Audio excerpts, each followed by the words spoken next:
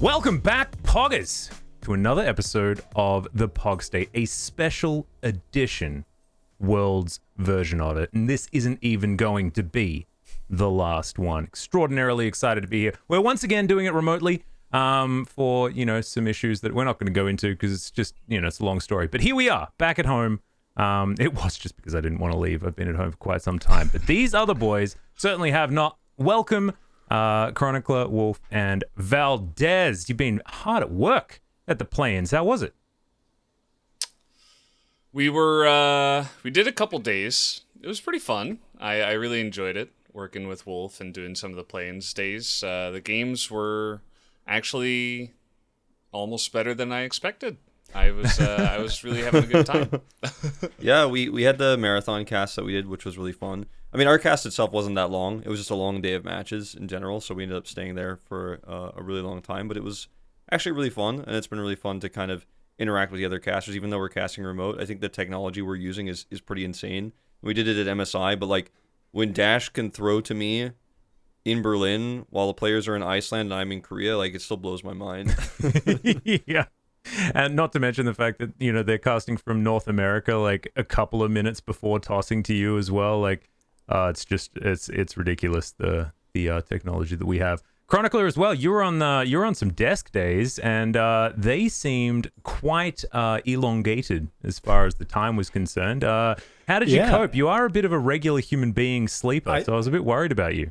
I am not as good as a gamer, or of a gamer rather, as you guys. So it did take some getting used to. I was warned by Wolf already because he did desk days at MSI.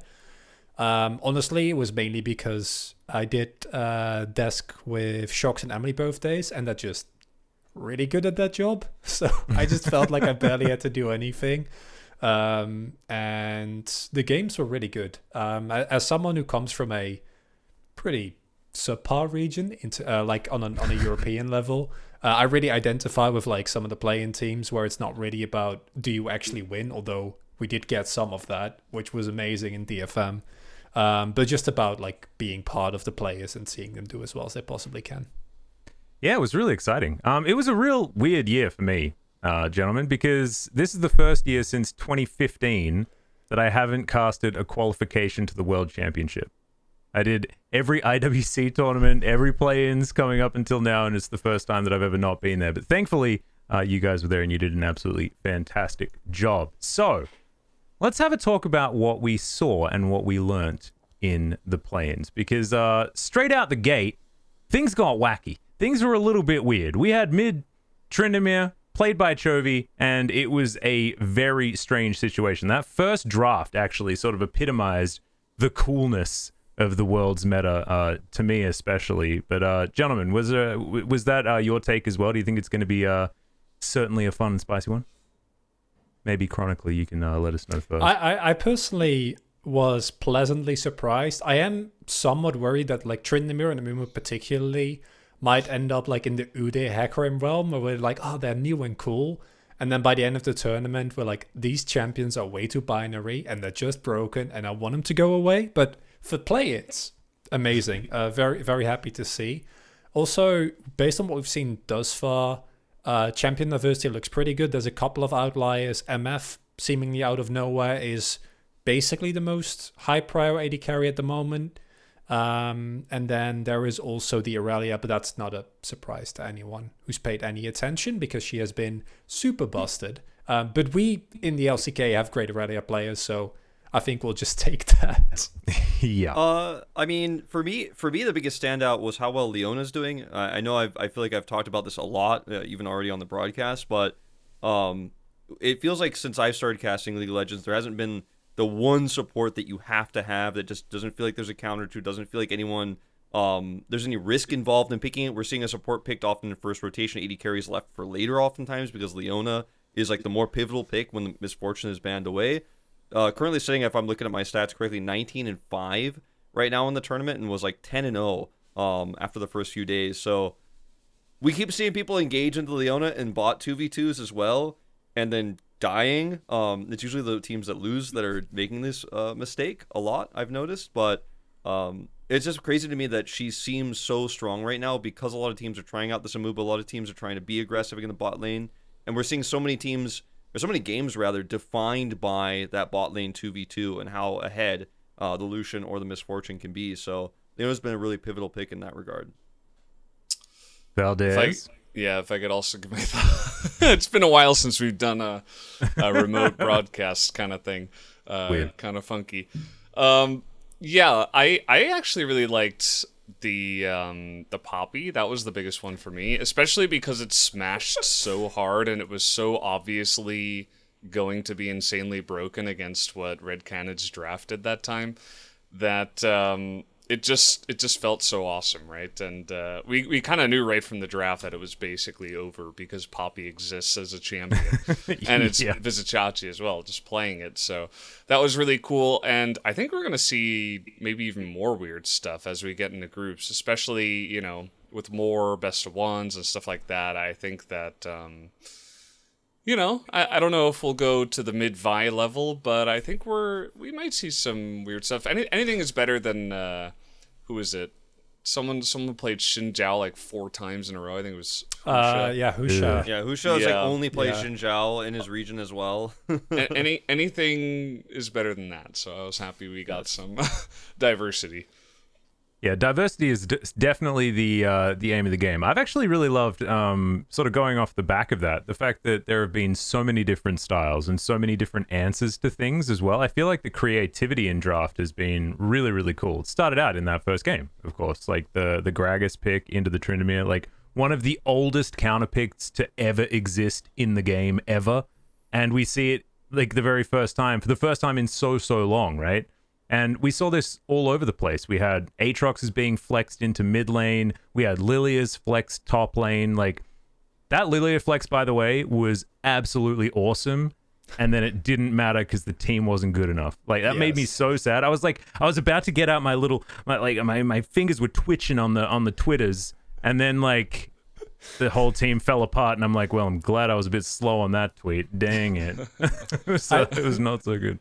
I am very optimistic with what we've seen so far. The only caveat that, like, I generally get over enthusiastic about basically anything is that it is play-ins. And we have seen previously that the play-ins matter, like both the teams are weaker, so you get away with more stuff. And there's also, I think Vulcan mentioned this, or it might have been Vulcan or Miffy in the winter interview that C9 did, which is all the main stage teams have been scrimming each other. They have not been scrimming play-in teams. Yeah, Miffy mentioned it then.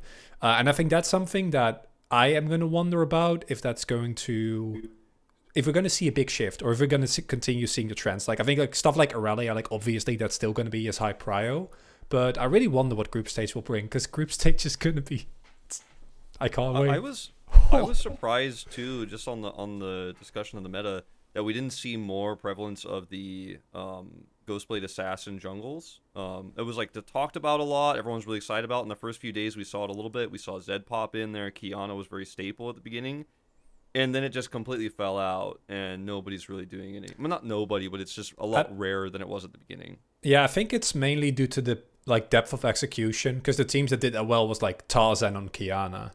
Yeah. Right? But I think that's a really good point. Yeah, I hope we see more of those in group stages, because I think they're really fun. For sure. Yeah, actually, I think that might have been a teams in the play-in situation, because like you were talking about, Tarzan, like LNG was definitely playing, the Kiana whenever he could get his hands on it. I think that the Talon also like demonstrated what he's supposed to do. The Zed didn't, but that might have been because Barbuk was like 40 seconds late to a full clear or something like that when he played it. Like, that was not necessarily so good, but we certainly saw the value of these sort of Ghostblade junglers that are starting to come out and tear things up. So I don't think this is the last that we're going to see of them. But definitely, like, I think the fact that we got that first game that Kiana came out, and I was worried that it was just going to be like, are we just assassin meta jungle like this whole time, and like that's all we can play? It's just going to be like, if you need a magic damage champion, it's Echo every game. If you like, otherwise it's Zed and Talon, and that's sort of the meta, and that's what we have to deal with. That's not what it is. Like, We've seen bruises like Blabber's Olaf was like, if you say that Olaf is an irrelevant champion, then just go back and watch that game. Not so irrelevant. That was absolutely ridiculous. Gold drinker. Yeah, I think like the Gore Drinker meta is like really, really cool. The fact like, well, it's cool and it's not at the same time. Is like there is like a real issue going on at Brendan's house. Are you all right? It's the ghost guy from the Fred and Breon house. He's coming for you. He's come back. Oh man, no, we are truly He's back in the appearing in my remote monitor. broadcast. Oh, he had left. I thought that was like his shoulder. I got really confused there for a second. That was kind of scary. Anyway, to get back on point, just a little bit. So it is a bit of a gore drinker meta in the jungle, and not in the jungle, in everywhere. But it's cool that it can be utilized by both assassins and like these just regular bruisers as well. I because like it's just being built by almost anyone that goes into the jungle and does physical damage. Is it cool? Yeah. I kind of like it because it does mean that you can have assassins and you can have bruisers. It's not like every single game you need to have Xin Zhao, Olaf, garbage every game. I think you're 100% right in terms of champion diversity. In terms of build diversity or health of the item, it's... Yeah, I mean, we're not talking about that. That's not it. There is no build diversity in the jungle. It's build that item and then do whatever, you know? I mean, Lee Sin, champions like Lee Sin and Talon just wouldn't even have a chance in this meta if they didn't have the ability to just like survive for more than 1 second in a team fight. So I'm kind of happy that Gore Drinker is broken because it does give us that champion diversity. It does allow assassins to exist. There's always one item. Every world, there's always one item, and just be thankful that it's not a goddamn ardent sensor, okay? Just be thankful. Hey, Gen.G is at Worlds, okay? The item diversity has gone way down, whereas the champion diversity has gone way up. So that's definitely one thing about Worlds so far. I think more champions better than more items. That's just me. No, I'd rather see more characters on the Rift than see more books and swords and staffs in the inventory screen. That's just my take. I'm down with Gore Drinker forever. We get 10 Gore Drinkers in a game, cool with me. Bring back DFG. That's all. Oh I'm my! DFG Valdez, is the way. You're singing my song. The best Mordekaiser item in the game, or Bring at least back it used to be. Yeah. You're just talking about Valdez champions. It's like buff my 3 champions, please. Bring back Ziggs. But I do want it is very diverse. There's already been so many champions played already just in the play-ins, but I want to talk about some of the favorites and some of the picks that we've seen really rise to the top. And the first one that needs to be addressed is the 29 collective games that we saw on Misfortune. This champion is Busto. She has been so powerful, and I find it absolutely hilarious that we get into this meta where Talons and Zeds find themselves into the jungle, and the most played AD carry is Misfortune, who is the most susceptible to these champions. But it doesn't seem to matter. Like this lethality build it's really starting to take over. It's really interesting because I think that it's one of those scenarios where she became popular because of like Ghostblade being buffed, and then it synergizes really well with her strut, and obviously she can go full lethality. But we've also seen, I think, like a third of the games them just go crit. So it's like a case where you have a build and then people are like, oh, this champion is actually really strong. And then they change the build and like, okay, the build actually doesn't matter. It's just the champion is just nuts and wins every lane for free. So that's a lot to take in like the first week. Yeah, her ultimate is so good at disengage as well for your team, can help you control choke points, can help you control objectives. If you're insanely ahead, you can just win a team fight with it just by tossing it out almost at random, even if there isn't like a great setup for it. If you get rid of 20% of half of the enemy team's health, like they can't re-engage into you anymore. They can't go through that choke point anymore. So it's insane what she does in terms of utility as well. Even her slow with her like make it rain ability is pretty insane because you could slow the enemy approach, you can help chase with it, then you have Ghostblade plus her passive with the strut you're talking about. She just does too many things and wins lane. So if you're ahead, it's like amazing. If you're behind, you could still carry like Doggo. So yeah, I think we're going to be seeing that banned a lot more. That might actually move away from being like first pick on blue side to being like in the first 3 bans. Yeah, I feel like drafted around as well could be a thing, but Valdez, go.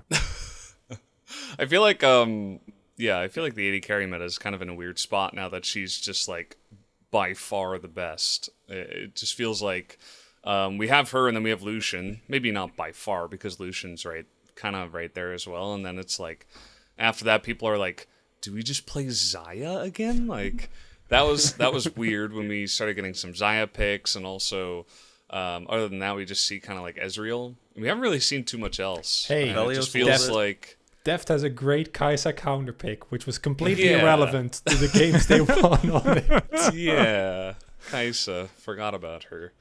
Yeah, not sure that's a counter pick. No, yeah. I mean it's what they do, but like obviously, the counter I guess is draft dive and then hope that works. Which into MF obviously is very binary, because if you don't immediately kill her, then you eat a bullet time and you lose the game. Yeah, certainly works. Like, I mean, we've seen all sorts of nutty things. Like, I thought Nocturne was out of the meta forever. He's back in again, 100% win rate here with the sample size of 1 at the play-ins. Absolutely love it. But like, nice. Dive like this is the thing that can keep happening. I want to take our attention sort of back to the LCK for this one just a little bit as we have a look at the mid lane. And we spoke about that first game that Chovy played on the Tryndamere. But I love that Hanwha could just settle back into their Azir playstyle, and it was like nothing had ever changed in previous patches, despite the fact that there were a lot of patch notes in between that time. Like, lots of things have actually changed, but they just picked their Renekton Azir compositions, and it works. I mean, it worked against teams that weren't necessarily as strong, but I think that the Azir mid lane, the fact that he's strong early, strong mid game, strong late game is pretty good. You could say being strong all game is kind of cool, I think. That's just me, though.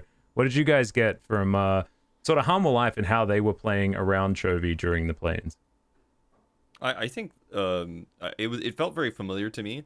Like when we were casting their second game, Valdez and I was just like, I think they pick Azir. And I think when I said that, everybody probably watching was like, what? Azir in Worlds 2021? Like, is that going to happen? And then it just got locked in like right after I mentioned it, and I felt like hesitant to say it because I was like, is this still going to be a thing? It feels so right for this team, and I think as Chronicle was alluding to, like we're probably going to see Gen.G pick it up later on in the group stage as well. Oh yeah. But what's really interesting about it is it just removes all sorts of liability, I think, for the mid lane for Chovy. It allows him to just get fed, get farmed, and like harass the enemy mid laner and just have prio no matter what. I mean, tell me if I'm off base on this, but I feel like right now in this meta in Worlds so far, mid lane seems to be the least important, actually, in terms of impact. Like, the bot in the top lane seems to be so much more impactful in terms of setting up team fights, and, like, we're seeing all the jungle priority go to either top or bottom, not so much the mid lane. And if you're winning and you have prio, it obviously compiles into those problems for the top laner on the enemy team or the bot lane, the bot duo. But I feel like in terms of where we're seeing ganks committed to, it's not a meta that suits Wheeler just camping Chovy and Chovy just like getting several kills in the early game and just popping off. Like, we didn't really see that happen as much as it was Deft actually popping off in the bottom lane. And even Morgan had his time to shine on the top side of the map. So that's kind of like my take on it right now is we didn't get to see the Chovy gap super hard as much as we wanted to in the group stage, although it did happen a few times. Just because I think this meta isn't suited for that necessarily just yet. Yeah, I don't think it's like pop-off in the mid-game. Chronicle, you can correct me if I'm wrong, but my take on it is that the mid lane is extremely important, but you don't see it. Because having priority 100%. in mid lane is just ridiculous. And like having control of your wave and making sure that you're pushing and keeping your opponent under tower, like that gives your jungler, that gives the rest of your lanes so much extra power that is pivotal. But you don't actually see it do anything, right? Like you're just watching some like it's not where the money red is, and blue dots on the screen. Yeah, it's not a solo kill mid lane meta at all. That's definitely true. So I think that we've had worlds where there's like been a really aggressive mid lane meta where like the solo bow and like there was like one solo kill when Chovy found one on Natalie or Aurelia, but like that's an anomaly, right? I think the biggest way in which you can see this is how much Wheeler has been able to do. And obviously Wheeler is also playing 10 times better because he's been playing with Chovy the entire year and he's been unable to actually utilize this. But I think the combination of Wheeler playing a lot better and just always having perma prio makes jungle so much more impactful, gives so much more space, allows you to invade, allows you to track the enemy jungler. And it's something that Damwon obviously was like the kings of last year, because Showmaker also did the same thing. But for Hanwha, that's never been an option because their junglers have just been pretty subpar. So I've actually been...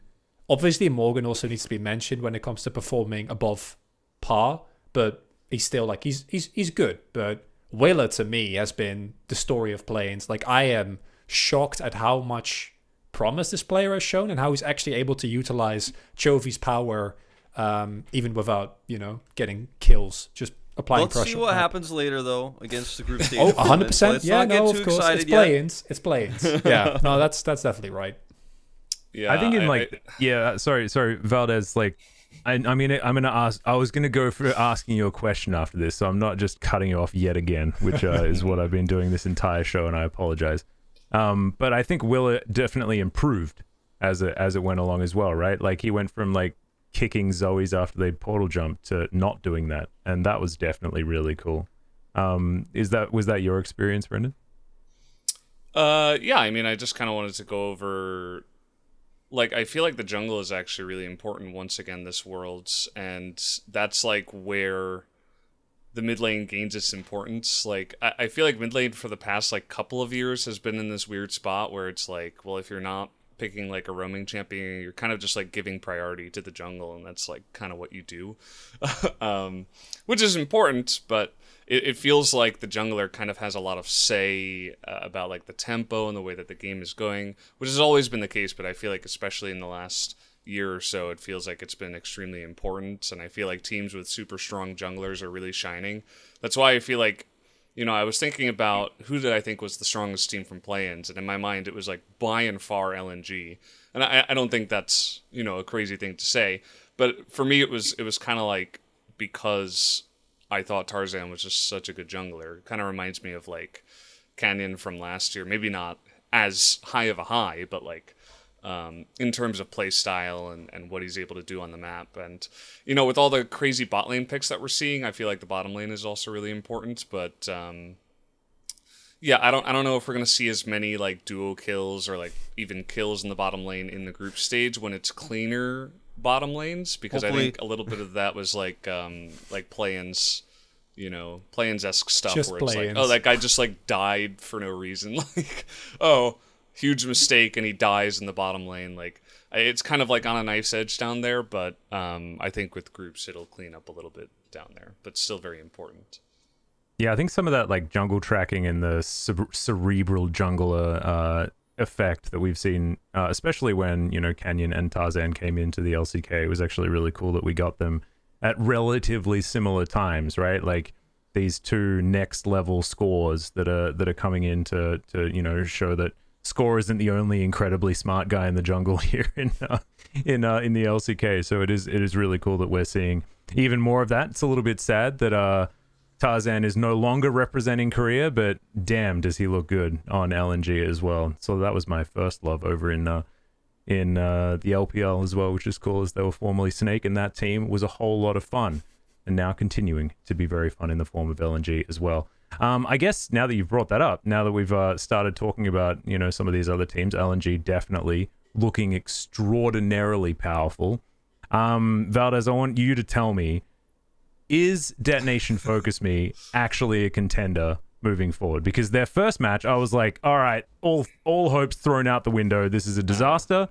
But after that, really looking dominant. And this is a team that has like Japanese Faker, like Yutapon has been playing for the same amount of time as Faker has, since 2013 or something like that, when this team first formed. So like, it's him and Faker. They're the only two players that have been on the same team for that amount of time, and he's still as good as he is.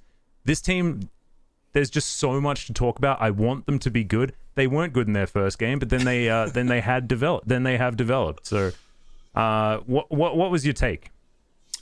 Yeah, I'm glad you asked me and not Chronicler, because I didn't want gushing at the beginning, No, but yeah, it was surprising how well they were able to do in the group stage part, towards the end, because as you mentioned, it was kind of like, well, this team, we thought they were gonna be better, but they were actually bad. But then, they showed their full potential. I don't think they're gonna have much hope I'm trying to remember what group they got into. Was it B? B, yeah, with 100 Yeah. Thieves, EDG, and T1. So that's Yeah. Yeah, That's it's a pretty toughie. doomed. I mean, it feels like it's kind of always with the play-ins teams where it's like, oh well, they're doomed because they're up against the strongest teams in the world in their group, and that's just the way it goes. But I wouldn't slate them as my upset team. I don't think they're going to be the one to go in and upset their group. I would say probably LNG has the best chance of doing that, although I don't know if you can call it too I don't much think of it's an an upset. upset. Yeah, I think if exactly. you don't predict LNG to be top of that group, you're absolutely insane. Or in at my least opinion. second. But yeah, if there's going to be one play-ins team that I think makes it out of groups, it will be LNG. So yeah, I don't know if Detonation Focus Me is doing it enough for me. Let's go pick a new group, shall we? And have a conversation about what we're expecting when it comes to some more play-ins teams. Let's move over to Cloud9. I thought that Cloud9, when they were winning, this team looked absolutely amazing. When they weren't, not so good. So them going into Group A, that's really tough, because when you're against Damwon and FPX, like, there can be no flips allowed. You flip against those teams, you're just dead in 17 minutes. It's over. That's real tough for them. Wolf, I'll come to you first. Do you think is there any NA hope coming from their play-ins representative? I don't think so.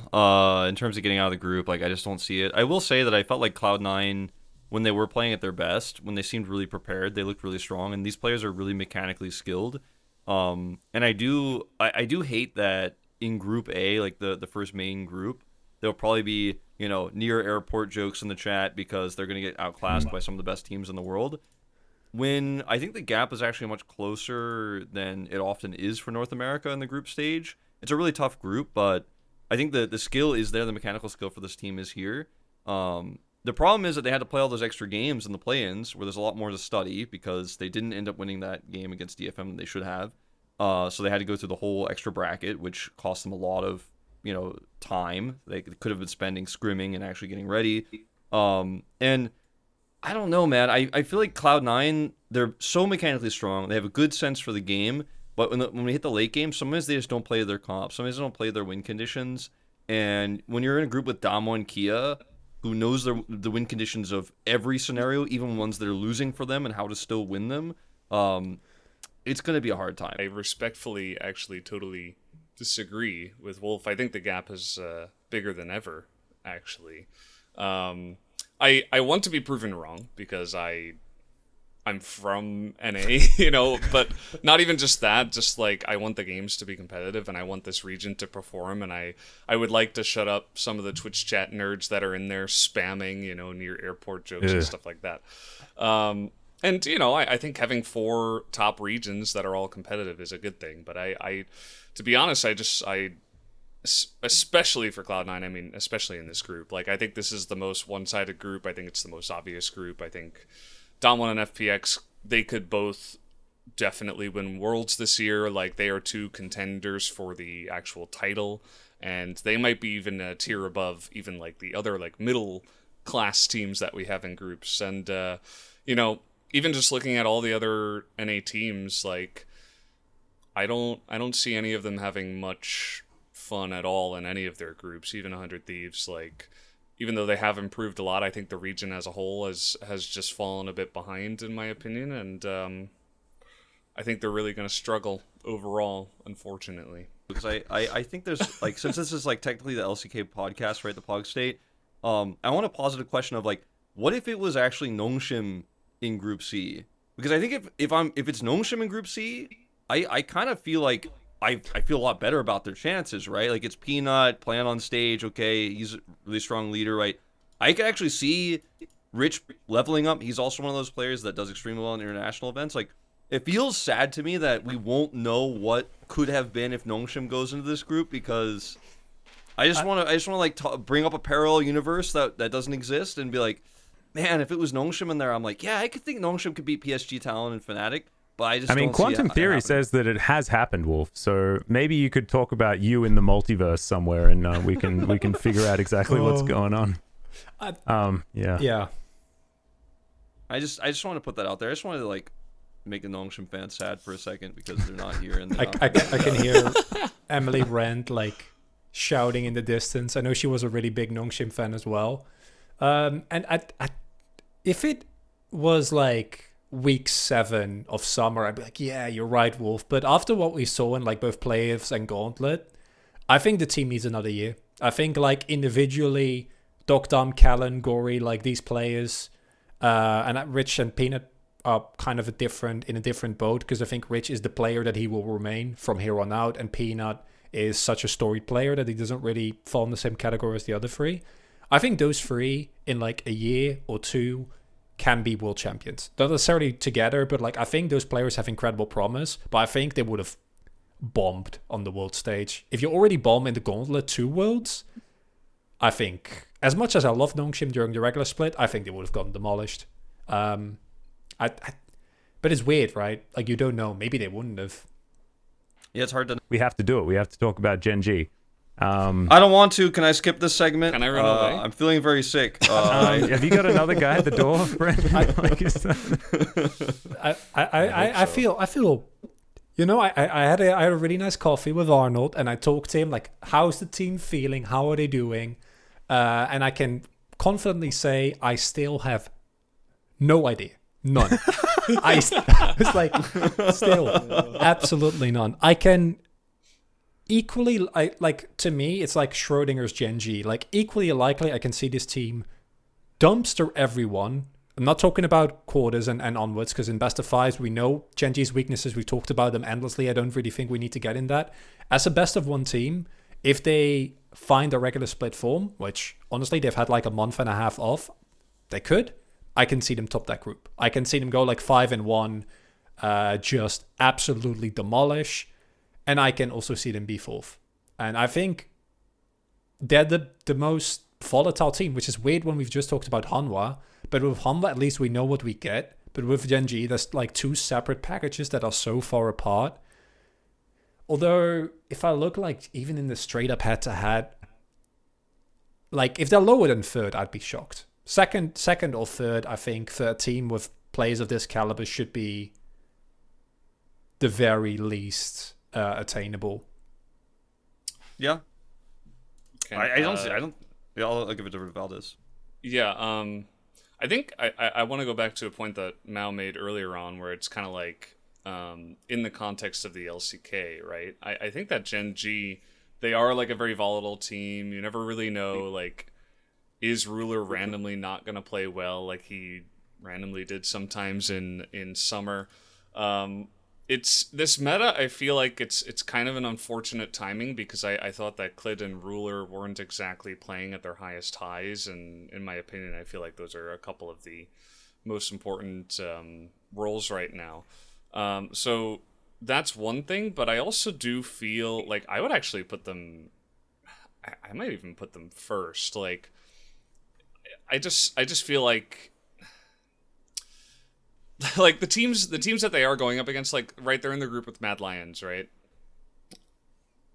Yeah. Right? Yes, that's right. Okay. And LNG and Team Liquid. Yeah. And Team Liquid. I feel like probably second, but they might get first, is my impression. I think they're just going to perform well in group stage and then get knocked out in somewhere in knockout stage, as it always seems to happen. I think that's what's going to happen. That's my gut feel. Even though, as LCK casters, we have experienced so many times where we've slowly gotten hyped for them, then they let us down, and slowly get hyped again, and then they let us down. This happened so many times that we're always kind of down on them. But I think in the context of the Worlds group, I think they should at least get out.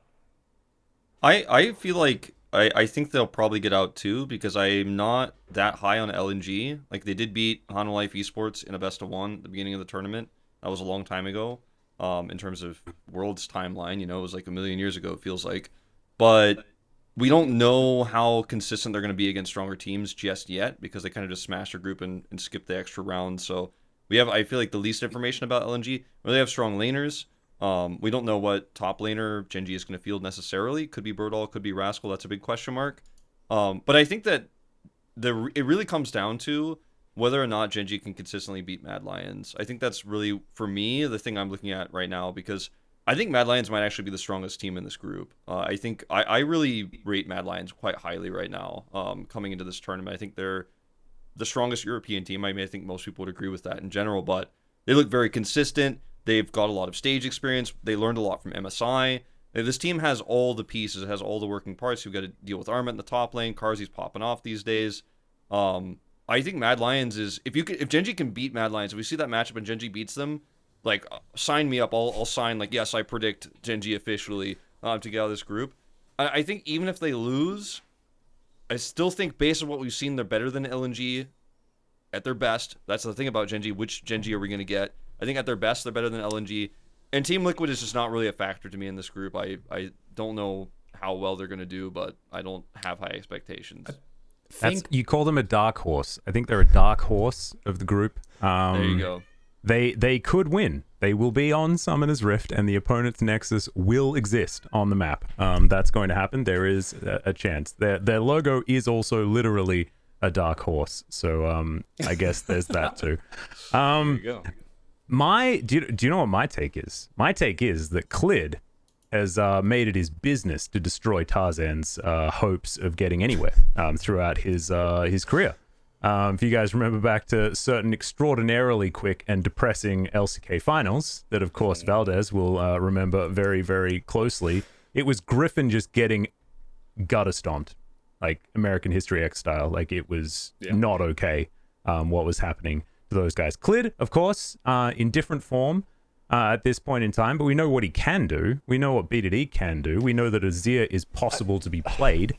And therefore, BDD in a great position. Syndra also looking pretty good. Yeah, exactly, Wolf. You're inhaling some of it. Some of it's getting over to you. I can see that seeping through the microphone. I like this a lot. Then BDD... Rule is also a world champion. He's pretty good. I'm sure Life will be fine, and maybe they'll play Birtle. Like, this is going to be like, I think that there's a chance. There's a chance, but I still have them third.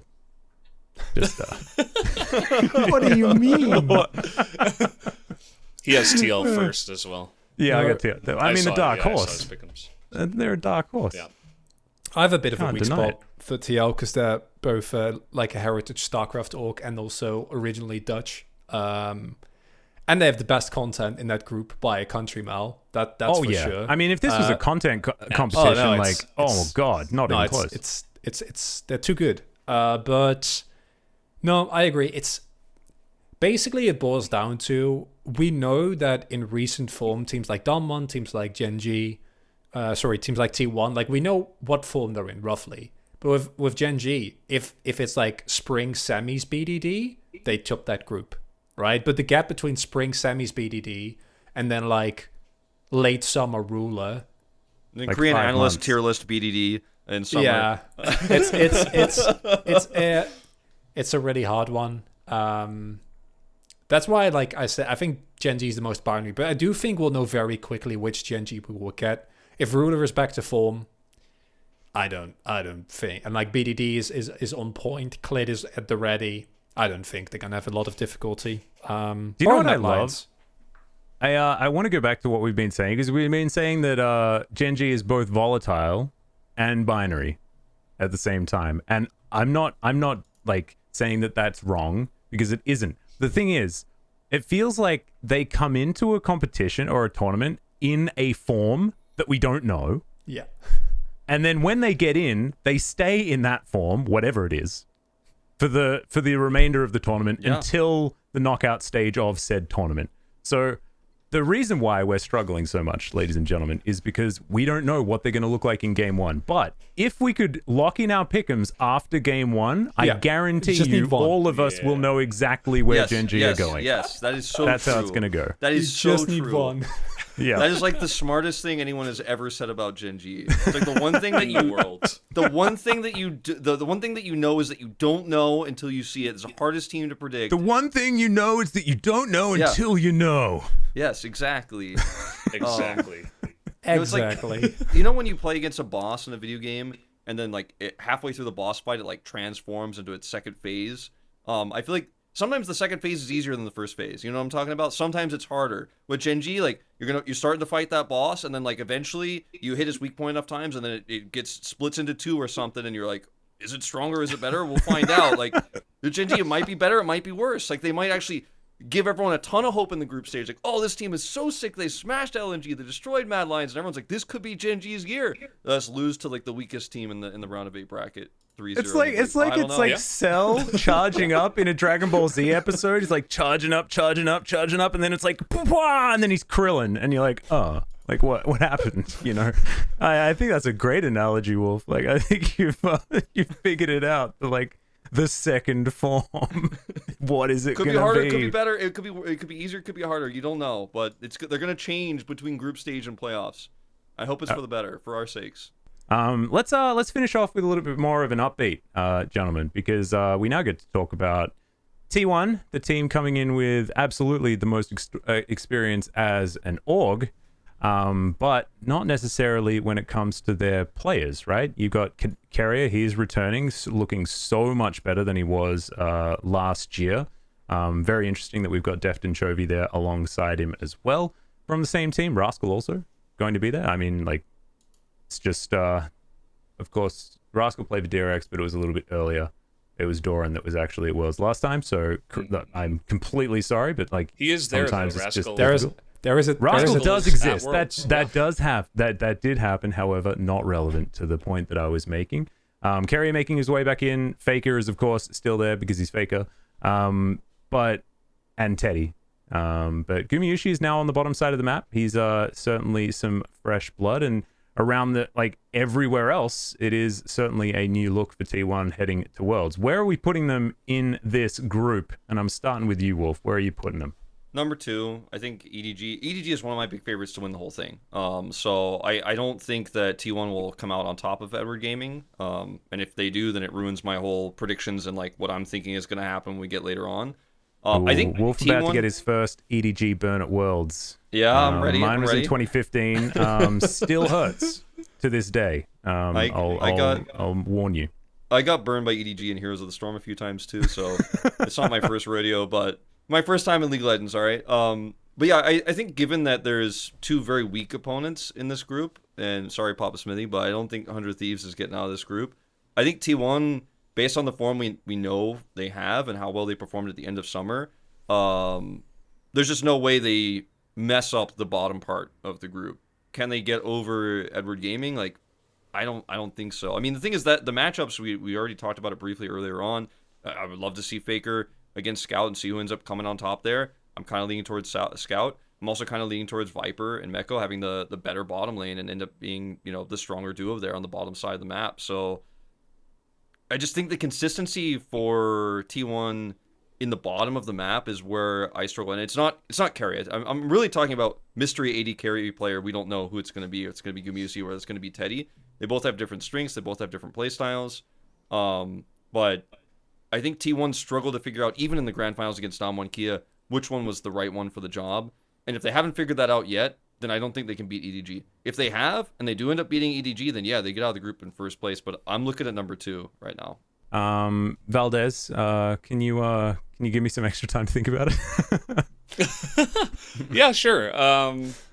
Yeah, this one is pretty interesting. I think that with Viper being as good as he is, I would probably put EDG as number 1 as well. But it's another one of these things where I think that on the day, especially with best of ones and the group stage and stuff, like T1 can definitely take games off of EDG. That's no question. Like, I think they're good enough to do that for sure.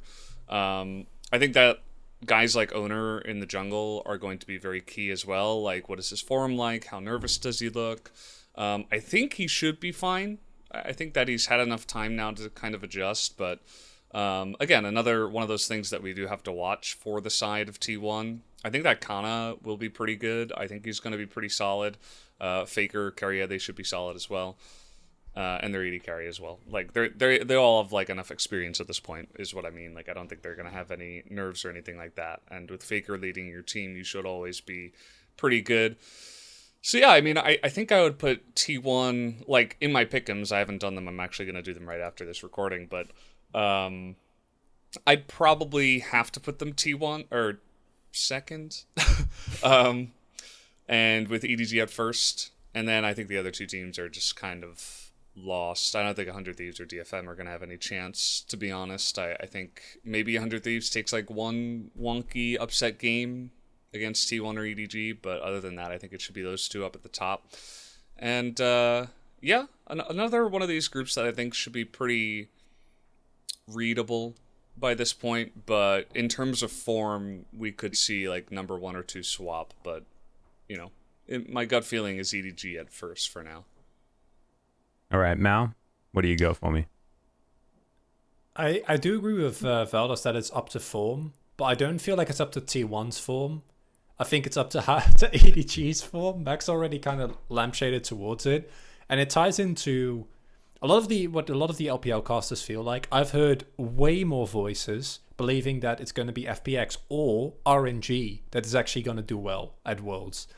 And following that, I think that if we see the EDG that we saw in the LPL finals, I think they should be first in that group, especially in a best of one scenario. I actually think that T1, to me, is one of the biggest dark horses to win the tournament if they get to best of fives. And in some other groups, I will be worried for them, but I do agree. I think that in the group that they are in, getting out of that group is expected. I don't know if it will be... I expect it will be second place. If EDG are looking really rough, then maybe it's first. Would also not be shocked to see 100 Thieves in particular. They have a really explosive early game. Grab 1 or 2 like big victories over either EDG or T1. But it ties into what I said earlier. I think these teams are good enough to win individual games if they get early leads against these better teams. But over a double round robin, I don't expect there to be any big upsets in that group. Yeah. After taking a little bit of time, thank you, gentlemen, for giving it to me. I've always been of the mind that T1's biggest weakness is their top lane. I think that when it comes to this group, though, it's not necessarily massively stacked with top lane talent. Evie has a lot of experience, don't get me wrong, but we saw in play-ins he was exposed. Flandre has been there for years, was one of my favorites back on Snake back in the day, but he's also not exactly the most powerful top laner. These are not teams that are necessarily known for their top side of the map, which is where T1 really have been exposed in the past, because Kana can get a little bit caught up in himself. And this is his first international event, which is crazy. Like, you're thinking about this guy. He's been on the team for almost 2 years now, but hasn't actually been to an international because they missed out on 2019 Worlds and MSI didn't exist, and then they didn't make it to MSI this year, right? So I think it's going to be all up to what kind of Kana that we get. Will he actually be able to be exposed by the top laners of this group? And I just don't necessarily think that it is going to be the case as much as it has in the past against the likes of Keen and Summit when he was performing very well, and things like this, where we saw T1 really have some struggles. I think that Kana, with attention and things like that, things do work out, but T1 loses a lot of flexibility. If Kana can actually play effective weak side this tournament, then I agree that T1 is a dark horse to win the whole thing. That's kind of where I'm at. But maybe I'm a little bit more down on Kana than a lot of other people are, but I think there were a lot of expectations dashed by him throughout this year with some of his shaky performances. Yeah, I didn't even think about that matchup in particular, but when you think about Flandre and also even Someday, like that he has to go up against, it's kind of stacked. Like, it's a pretty big group. Yeah, I know you're not the biggest Someday fan in his recent form, right? But yeah, it's like these are veterans, right? I really rate Someday like his career, but I think in terms of like laning strength, losing to Someday should never happen to Kana. If anything, it'd be because Closer is really strong early game, right? But in a one-on-one, I don't think Kana should lose to anyone in that group. It's interesting, and even because Kana. We've also seen that T1 are not scared to play around Kana, which Yep. can I mean, that's also what they be do read, every game, right? Yeah, can be read as like basically babysitting him, which it is in some of those games. Plop him on Jace, let him play a comfort champion, get owner like in Italy, and just literally sit in the top lane and dive and make sure And you play get to the Teddy lane. if you're gonna do that. And just let Teddy farm. Yeah, and just let them sit there, and Faker's always going to be fine, totally fine. Teddy and Keria, or Gumayusi and Keria, probably totally fine, and just sit there and get kind of ahead, and I think they should be okay. So I think it's a really exciting matchup. I think like Scout versus Faker is going to be really, really fun. I love watching Flandre play, for better or worse. I'm hoping, as an LCK fan, that it's for worse this time around. But it's just going to be a really fun group.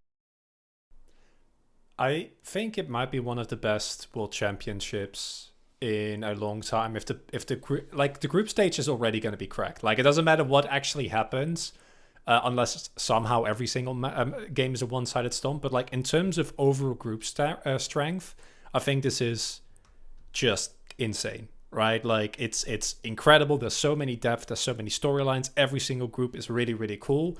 Even Group D, where you could argue like maybe it's a little bit weaker relatively, still completely up in the air, which makes it really engaging to still watch.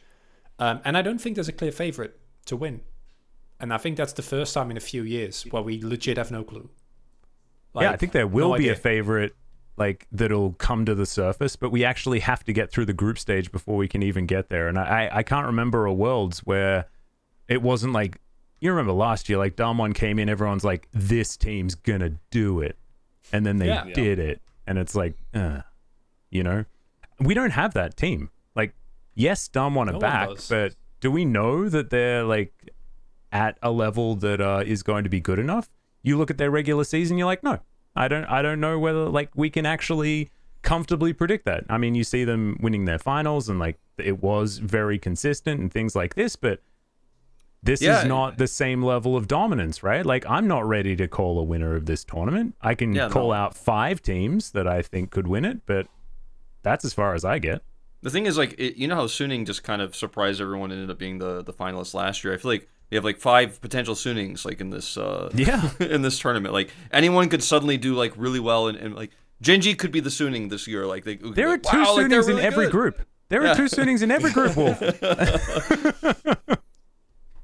Yeah, it's insane. I'm really excited for it. Like the play-ins, basically went according to the script. There wasn't that much that happened that was out of the ordinary, except, as Valdez mentioned earlier on, Beyond looked worse than people expected. But otherwise, like, everything was according to the script. But this is where it gets interesting.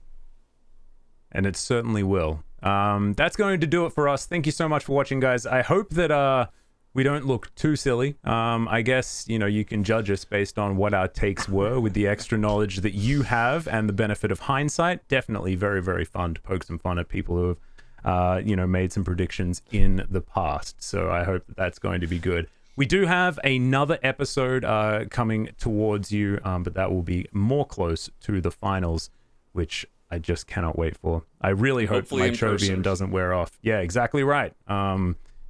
Doing all this remote stuff is weird, and I keep cutting Valdez off. I don't know why. It's just you.